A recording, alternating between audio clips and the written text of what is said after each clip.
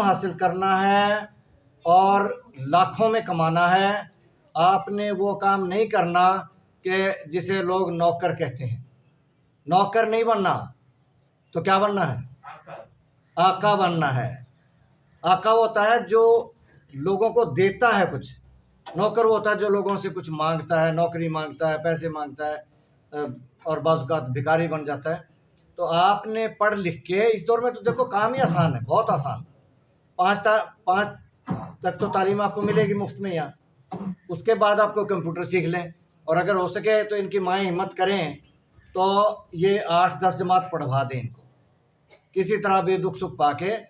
ہم نے بھی دکھ سکھ پا کے ہی پڑھا ہے، ہم کوئی امیر نہیں تھے۔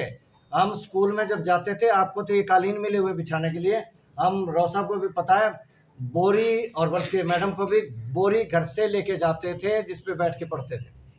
درختوں کے سائے تلے گھاس پہ بیٹھ کے پڑھتے تھے، کمرے بھی نہیں ہوتے تھے اس وقت، پھر اسکول کے کمرے بن گئے، پھر ٹاٹ آ گئے، آہستہ آہستہ۔ ہم نے تو 9th کلاس تک ٹاٹ پہ زمین پہ بیٹھ کے پڑھا ہے۔ 10ویں جماعت میں یاد ہے کہ ہمیں وہ بینچ ملے تھے بیٹھنے کے لیے۔ تو تعلیم جیسے بھی ہو، چاہے زمین پہ بیٹھ کے پڑھنا پڑے، چاہے آپ کو فٹ پاتھ پہ بیٹھ کے پڑھنا پڑے، گھر میں اگر انتظام نہیں ہے لائٹ کا، اب تو ہر گھر میں ہی ہے، اس زمانے میں نہیں ہوتا تھا۔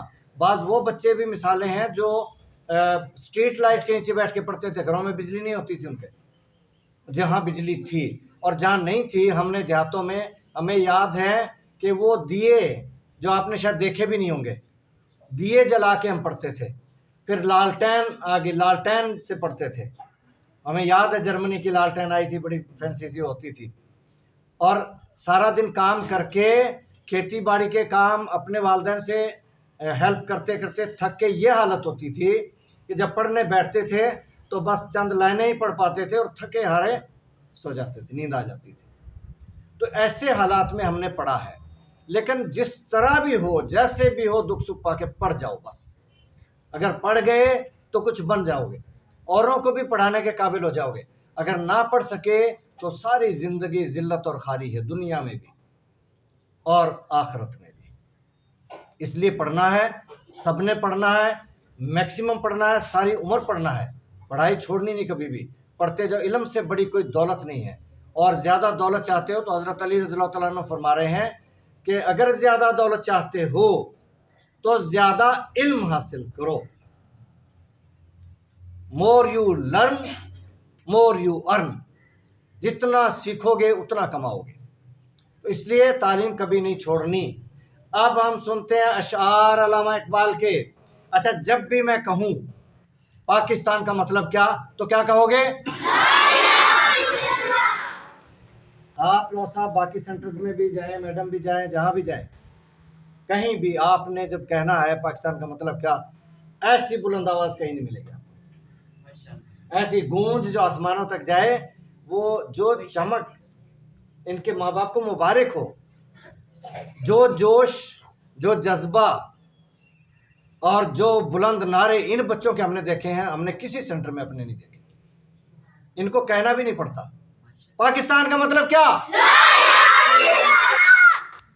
ایسی آواز کہیں نہیں ملے گی۔ یہ اندر کی آواز ہے، یہ دل کی آواز ہے، یہ غریبوں کی آواز ہے۔ غریبوں کی آواز بہت بلند ہوتی ہے، اور غریبوں کی آواز تو اللہ تک فوراً ہی پہنچ جاتی ہے، اور اللہ اوروں کی سنے نہ سنے، غریبوں کی ضرور سنتا ہے۔ غریبوں کا وہ مقام ہے کہ صحابہ کرام رضوان اللہ اجمعین نے پوچھا کہ یا رسول اللہ صلی اللہ علیہ وسلم، روز محشر اتنی بھیڑ ہوگی، ازل سے ابد تک کے انسان وہاں ہوں گے، آدم علیہ السلام سے لے کے قیامت تک کے انسان وہاں ہوں گے، سارے نبیوں کی امتیں وہاں ہوں گی، اتنی بھیڑ میں ہم آپ کو کہاں ڈھونڈیں گے؟ تو آپ صلی اللہ علیہ وسلم نے فرمایا، مجھے غریبوں میں تلاش کرنا،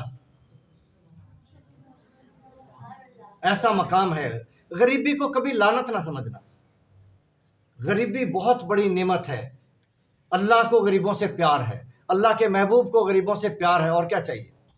اور پھر غربت انسان کو احساس دلاتی ہے کہ مجھے کچھ کرنا پڑے گا۔ اگر میں بچپن میں غریب گھرانے سے نہ ہوتا تو شاید مجھے زندگی بھر یہ احساس نہ ہوتا کہ مجھے کچھ کرنا پڑے گا۔